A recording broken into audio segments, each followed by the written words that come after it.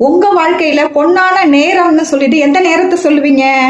ஒவ்வொரு நாளும் காலை தூங்கி எழுந்திருக்கிறோம் இல்லைங்களா? அந்த மார்னிங் தூங்கி எழுந்த உடனே அந்த 1 hour இருக்கு இல்லைங்களா? அதுதான் உங்க வாழ்க்கையில பொன்னான நேரம். பொன்னான நேரத்துல நம்ம பொன்னான 7 விஷயங்கள் என்ன செய்யணும்னு பாக்குறதுக்கு முன்னாடி நீங்க காலையில 7 மணிக்கெல்லாம் எழுந்திருக்கிறது ரொம்பவே முக்கியமான விஷயங்க. 7 மணிங்கிறது ஏர்லி மார்னிங் வந்து 5 மணி 4 மணி எழுந்திரிச்சா ரொம்ப நல்லது. இருந்தாலும் ஒரு மேக்சிமம் நீங்க 7 மணியை தாண்டாம 7 மணிக்குள்ளார எழுந்திருக்கிறது ரொம்ப நல்லது. இந்த 7 மணிக்குள்ளார முழிக்கிறப்ப நம்ம எழுந்திரிச்சோன்னா ஒவ்வொருத்தவங்களும் என்ன பண்றோம், எழுந்தவொடனே மொபைல தான் ஃபர்ஸ்ட் எடுக்கிறோம். எடுத்துட்டு இன்ஸ்டாகிராம்ல யார் மெசேஜ் போட்டிருக்கா, யூடியூப்ல என்னென்ன வீடியோ அப்டேட் ஆயிருக்கு, அதை அப்படியே ஸ்க்ரோல் பண்ணியே நம்ம வாழ்க்கை வந்து அந்த டைமிங் வந்து முக்கியமான நேரத்தை வந்து நம்ம வந்து மொபைல்ல எழுந்துடுறோம். சோ எழுந்த உடனே செய்ய வேண்டிய விஷயம் 7 விஷயம் என்னன்னு நம்ம பார்க்கறதுக்கு முன்னாடி செய்யக்கூடாத விஷயம் என்ன அப்படின்றத இப்ப பார்க்கலாம். தூங்கி எழுந்த உடனே மொபைல் போனோ இல்ல அதர் எலக்ட்ரானிக் டிவைஸ் எதையுமே 1 மணி நேரத்துக்கு தொடக்கூடாது அப்படின்றது ஒரு மைண்ட் செட் பண்ணிட்டு நீங்க நைட்டு தூங்குங்க. காலையில எழுந்த உடனே ஒவ்வொரு பொழுதும் நம்ம வந்து அந்த 1 மணி நேரத்துல நம்ம செய்யக்கூடிய அந்த விஷயங்கள் ஒரு நாள் முழுக்க நமக்கு வந்து வெற்றியை கொடுக்கும். ஒரு நாள் முழுக்க நமக்கு கொடுக்குற வெற்றி நம்ம வந்து வாழ்நாள் முழுக்க அது வந்து தொடரும். இதை வந்து 21 நாள் நீங்க நான் சொன்னதை செஞ்சு பாருங்க. உங்க வாழ்க்கையில ஒரு திருப்பம் ஏற்படுதா இல்லையான்னு நீங்களே வந்துட்டு இந்த வீடியோவை தேடி வந்து ஒரு மெசேஜ் போட்டுட்டு போவீங்க. ஃபர்ஸ்ட் பாயிண்ட் என்ன அப்படின்னு பார்த்தீங்கன்னாக்கா, தூங்கி எழுந்ததும் மொபைல் ஃபோனை டச் பண்ணக்கூடாது. 1 மணி நேரத்துக்கு அதை எடுக்கவே கூடாது அப்படிங்கிறது ஃபர்ஸ்ட் பாயிண்ட். 2வது பாயிண்ட் என்ன அப்படின்னு பார்த்தீங்கன்னாக்கா, தூங்கி எழுந்தோன்னே நம்ம யாருமே வந்து தண்ணி குடிக்கிறது கிடையாதுங்க. இப்போ உள்ள ஒரு வெயில் அந்த ஹீட் கிளைமேட் எல்லாத்துக்குமே வந்துட்டு பொதுவான இது பார்த்தீங்கன்னாக்கா ஒரு நாள் முழுக்க வந்து 3 லிட்டர் 3.5 லிட்டர் தண்ணியாவது குடிக்கணும் ஒரு மனிதனும் அப்படின்னு சொல்லி நம்ம படிக்கிறோம் கேட்குறோம் எல்லாமே செய்கிறோம். ஆனால் அதை நம்ம செய்கிறோமா அப்படின்னு கேட்டால் கிடையாது. ஏன்னா நம்ம ஒர்க்கு அது இதுன்னு இப்போ உள்ள காலகட்ட பிஸியில் வந்துட்டு நம்ம தண்ணி குடிக்கிறது நம்மளுடைய ஆரோக்கியத்தை நம்ம வந்து மறந்துடுறோம். ஸோ நீங்கள் தூங்கி எழுந்ததும் ஒரு 1/2 லிட்டர் தண்ணியாவது குடிக்கிறது ரொம்பவே குடலுக்கு நல்லதுங்க. குடல் சுத்தமாக இருந்தால் உங்கள் மூளை வந்து புத்துணர்ச்சியோட வேலை செய்யும். ஸோ நீங்கள் வந்து தூங்கி எழுந்தோன்னே தண்ணி குடிக்கிற பழக்கத்தை வச்சுக்கோங்க. இது 2வது பாயிண்ட்டு.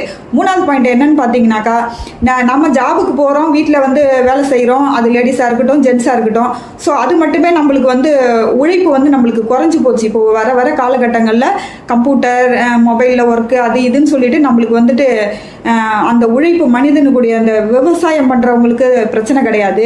அவங்கெல்லாம் வந்து இயற்கையிலேயே உழைப்பாளிகள். இப்போ டவுன் வாழ்க்கை சிட்டி லைஃப் அப்படிலாம் பார்த்தீங்கன்னாக்கா உழைப்பு வந்து ரொம்பவே கம்மி ஆயிடுச்சு. நம்ம சேரில் உட்காந்தபடியே காலையில் உட்காடுறோம், மதியம் லஞ்சுக்கு எழுந்திரிக்கிறோம், நைட்டு பார்த்தீங்கன்னா எழுந்துச்சு டியூட்டி முடிச்சுட்டு வந்துடுறோம். ஸோ இந்த மாதிரி போகுது நிறைய பேருக்கு. இப்போ ஐடி ஃபீல்டில் உள்ளவங்களுக்குலாம் பார்த்தீங்கன்னாக்கா உழைப்புங்கிறது இல்லாத ஒரு ஃபாஸ்ட் ஃபுட்டு அப்படி இப்படின்னு சொல்லிட்டு போயிடுது. ஸோ என்ன பண்ணணும் அப்படின்னு கேட்டிங்கனாக்கா, நீங்கள் காலையில் எழுந்தோன்னே உங்களால் எந்த அளவுக்கு முடியுதோ எக்ஸசைஸ் பண்ணுங்க. எக்ஸசைஸ்னாக்கா ஜிம்முக்கு போய் தான் பண்ணணும் அப்படிங்கிறது கிடையாது. நீங்க வந்து உங்க வீட்டில் ஒரு டேப்போ அல்லது ஏதோ ஒன்று இருந்தால் அந்த டிவியோ இருந்தாக்கா நீங்கள் சாங்ஸை போட்டு விட்டுட்டு உங்களுக்கு டான்ஸ் தெரியுதோ தெரியலையோ நீங்கள் ஒரு 20 மினிட்ஸ் நல்லா ஒரு 15 மினிட்ஸாவது நல்லா ஆடுங்க. உங்களுக்கு ஆட தெரியாட்டின்னு பரவாயில்ல, உங்களுக்கு தெரிஞ்சதை நீங்கள் உடம்பு அசைச்சு டான்ஸ் ஆடக்குள்ள உங்களுக்கு ஆட்டோமேட்டிக்காக அந்த எக்ஸசைஸுக்கான பலன் வந்து வந்துடுது.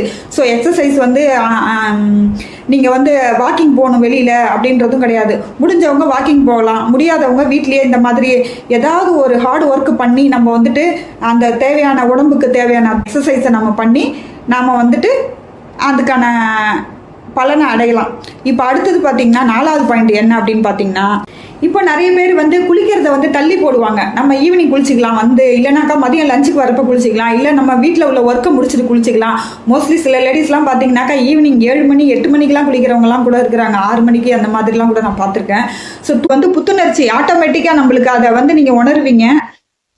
தூங்கி எழுந்த உடனே குளிச்சிருக்கங்க, அது ரொம்ப நல்ல விஷயம். ப்ரஷ் பண்ணிட்டு நம்ம குளிச்சிட்டோம்னா அன்றைய தினம் வந்து ரொம்பவே புத்துணர்ச்சியா இருக்கும். அதுவும் 7 மணிக்குள்ளார குளிக்கிறது ரொம்பவே நல்லது. அப்பனா நம்ம தூங்கி எழுந்திருக்கிறது எத்தனை மணிக்குன்றதை நீங்க யோசிச்சு டிசைட் பண்ணிக்கோங்க.